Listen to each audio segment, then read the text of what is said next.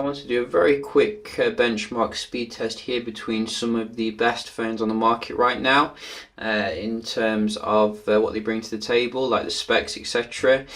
So we do have the Mate 10 Pro, the iPhone 8 Plus, OnePlus 5T, the Note 8 and the Xiaomi Mix 2. I haven't really made many videos on that actually, so looking forward to see what it can do here. And we're going to just start Shmuple at the same time if we can.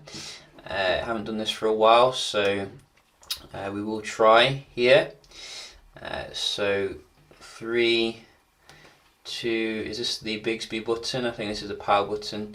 So 3, 2, 1, let's go.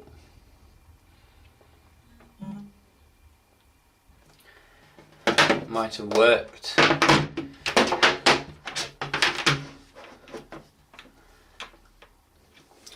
Somehow 3 sneaked onto my Mate 10 Pro. I don't exactly know how, but wow, you can see Mi Mix 2 coming on first. Wow, and I think it's also the cheapest device here in terms of the price, so that is quite nice. The others I didn't actually see, they all seem to come on at the same time. So with the Note, we are getting the Exynos model here. In Europe, we get the Apple A11 Bionic in the iPhone, looking very Christmassy as you can see on all of them. So what benchmark can we run first? We can just have a look at the Geekbench here. Let's see how they do compare. I think they're all running the most up-to-date software as well. So that's iOS 11.2.1. Let's get the latest Oxygen OS here on the OnePlus 5T as well. Just had an update for that. The Note is still running Nougat, I think. This is what you do get with Samsung, slow updates, unfortunately. But very nice hardware. So just going to bump the brightness up here with this one. So you can see in terms of the actual specs here, they're quite similar really. Some give you 6 gigs of RAM, others like the iPhone they give you 3 gigs of RAM, but you know they have good optimization here on the iPhone. So we just run this. Interesting to see how the Kirin 970 does stack up here. The iPhone has led the way as usual.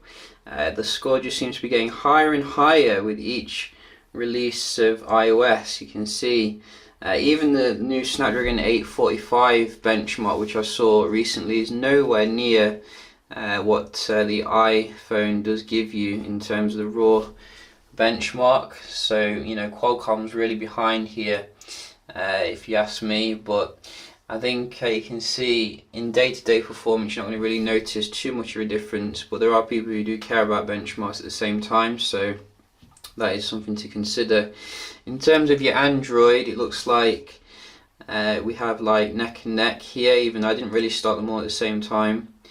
All of them seem to be pretty similar. I do notice from the screens the Mate 10 Pro goes for a cooler approach, a bit more bluish compared to the warmer approach on the Note screen, just from my angle. The Kirin processor seems to be doing very well though, gotta say, because usually the Kirin processor is a little bit behind your flagship level Exynos or Qualcomm.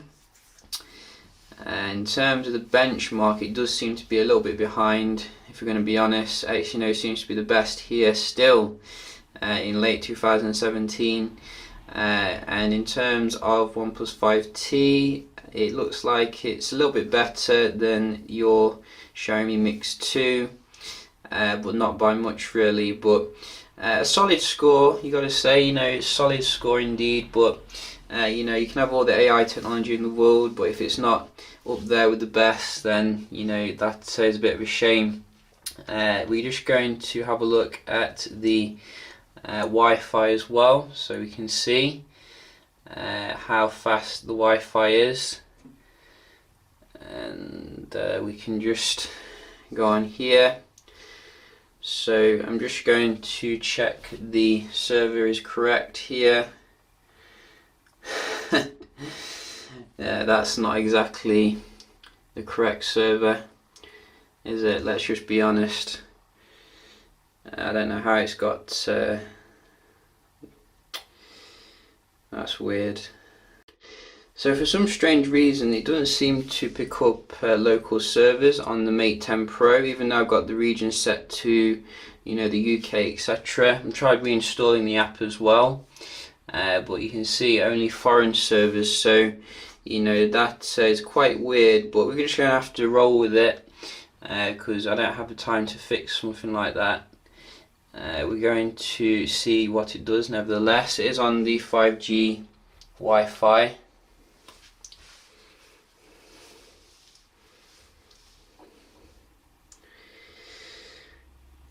So do take the score with a bit of a grain of salt. I think it's done pretty well, you know, considering how far away the server is. It's done very well indeed, actually. Maybe it's just some sort of bug. I have noticed quite a few bugs with the Mate 10 Pro in terms of the camera, so hopefully they'll fix that. And you can see iPhone is very good here, better ping and slightly well, in fact the same for the upload, pretty much worse. So that is quite interesting. OnePlus 5T.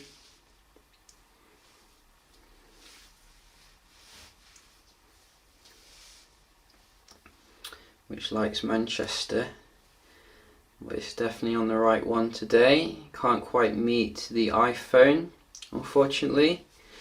It is half the price though, so we'll give it a pass. Very good upload. Note 8. Expect the best here. Most expensive phone on the table. But no. Can't meet the iPhone or the OnePlus. Wow, you can see here that is quite a shame. Expecting better there. And Mix 2, cheapest phone on the table. What can you do? It can certainly do pretty well.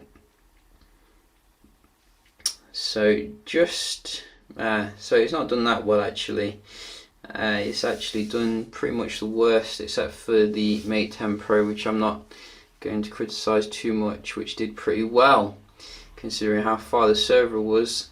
Upload is pretty good though overall, but very surprised actually that the Note 8 didn't perform quite as well as I was expecting. But props where props is due for the iPhone. Which just works, you know, it doesn't have any issues here.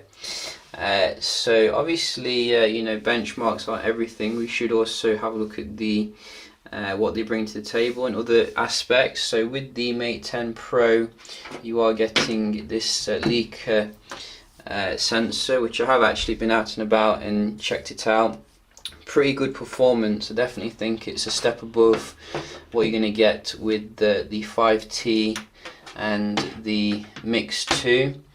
Is it you know, €300 more worth it? You know, it's tough to say. I think for most people the camera on this and this will do the job, especially the Mix 2 seems to have been a massive improvement compared to the last one. But I think the main differentiator now between the budget phone and the flagship phone is the camera. At the end of the day, everything else is pretty much the same. So that's just what I'm thinking. But I will do some videos checking out the camera with the Mate 10 Pro, so do stay tuned for that. Hope you find this video helpful, and I'll see you in the next one. Cheers.